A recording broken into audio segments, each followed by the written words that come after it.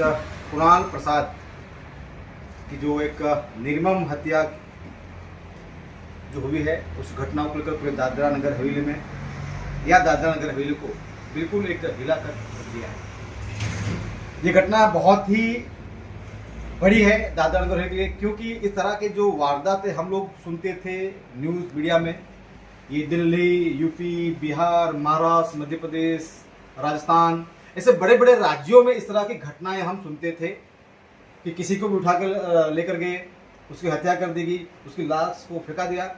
लेकिन दादरा नगर हवेली में पिछले 8-10 सालों से, और विशेष में जब से भाजपा का शासन आया है और जो वर्तमान समय में जो भाजपा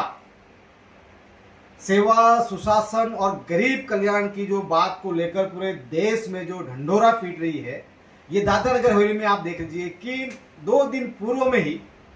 जो न्यूज़ और मीडिया के माध्यम से जो मुझे जानकारी प्राप्त हुई,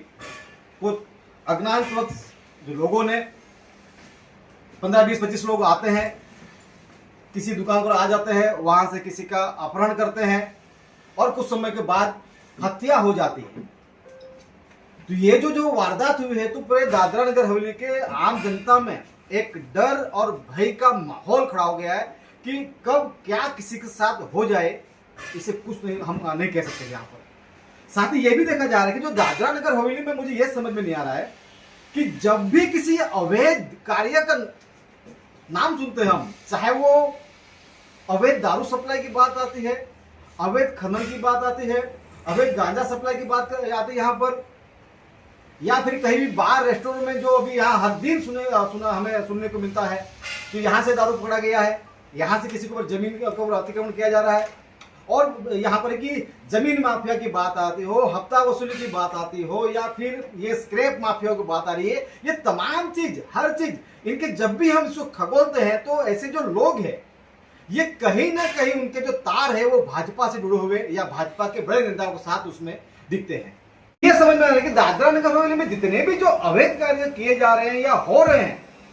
डायरेक्ट, इनडायरेक्ट, प्रत्यक्ष, अप्रत्यक्ष रूप से वो लोग भाजपा से जुड़े हुए हैं और भाजपा के बड़े नेताओं के छत्र छाया में, भाजपा शासन के राज में ये सब जो कार्य चीज हो रही है, ये बहुत ही दुखद और बहुत एक डर का माहौल पूरे प्रदेश में फैल गया है।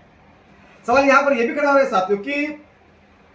इस मामले में सिर्फ प्रशासन की जिम्मेदारी है ही है, लेकिन प्रशासन के साथ साथ में पुलिस प्रशासन और विशेष में प्रदेश के चुने हुए जनप्रतिनिधियों की भी जब कानून व्यवस्था की बात आती है तो इनकी भी जिम्मेदारी बनती है। लेकिन प्रत्यक्ष अप्रत्यक्ष रूप से हम देखते हैं यहाँ पर, चाहे वो जनप्रतिनिधि हो, चाहे वो जिला प्रशासन हो, चाहे पुलिस प्रशासन हो, इसमें मुझे ऐसा लग रहा है कहीं न कहीं निष्क्रिय रूपता इनकी है। वास्तव में यहाँ पर यह भी देखने को मिल रहा है कि